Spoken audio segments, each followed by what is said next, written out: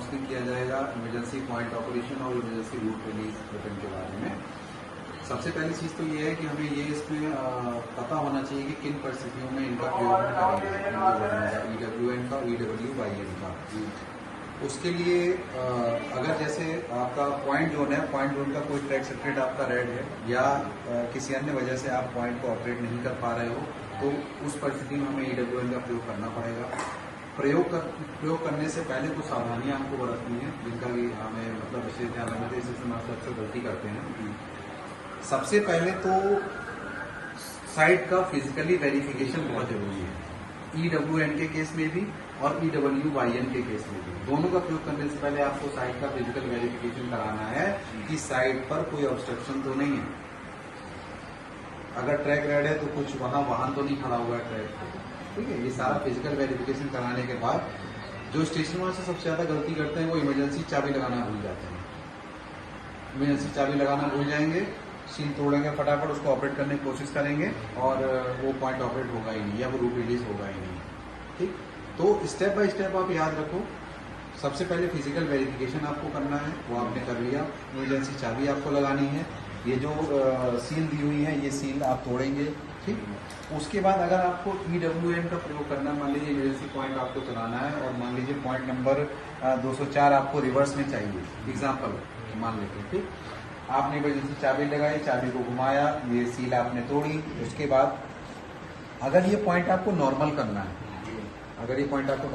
है, तो EWN का बटन और नॉर्मल का बटन, ये दोनों आप एक साथ दबाएंगे, ठीक। ये EWN का बटन आप छोड़ देंगे और इसी हाथ से आप वो पॉइंट जो आपको चलाना है उसको आप दबाएंगे, ठीक। पॉइंट आपका नॉर्मल आप चलाना चाहते तो नॉर्मल आपका पॉइंट हो जाएगा। अगर आपको पॉइंट रिवर्स करना है, सिमिलरली आप EWN और रिवर्स का बटन ये दोनों एक साथ प्रेस किए, ये प्रेस किए रहे, इसको दबाए रहे आप, ये हाथ उठा लिए, जो पॉइंट आपको चलाना है उस पॉइंट पे आपने ऐसे करके रखा, इसको प्रेस किया, वो पॉइंट आपका रिवर्स स्थिति में हो जाएगा, ठीक है। ये EWN के प्रयोग की विधि रही।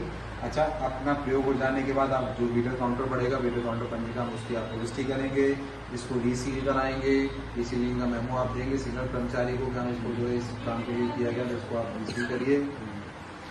इसी प्रकार EWYN का भी प्रयोग आपको करना है कि जिस सिग्नल का रूट, अगर कोई रूट आपका रिलीज नहीं हो रहा है तो जिस सिग्नल का रूट था उसको आप इमरजेंसी चाबी लगाएंगे, आप SM पैनल में इसकी सील तोड़ेंगे, EWYN का प्रयोग आप उससे करेंगे, उस सिग्नल को प्रेस करेंगे, EWYN का रूट जो है वो EWYN से रूट 120 सेकंड के बाद चला जाए। अच्छा, यहाँ पर ध्यान ये भी देना है कि रूट तुरंत रिलीज नहीं होगा, 120 सेकंड लगेगा जाने में। तो स्टेशन मास्टर गलती ये भी करते हैं कि वो बार बार प्रेस करते रहते हैं, उनको लगता है कि तुरंत रूट चला जाए। तो डाटा लॉगर रिपोर्ट में ये बताता है कि स्टेशन मास्टर ने 10 बार 15 बार EWYN का प्रयोग कर डाला। वीडर हर बार बढ़ेगा, तो उसका तरीका क्या है कि जब आपने एक बार इसको प्रेस किया, EWYN का प्रयोग आपने किया, टाइमर आपका चलने लगता है। 120 सेकंड का टाइमर जो है, ये देखिए, ये टाइमर 120 सेकंड का आपको चलने लगेगा।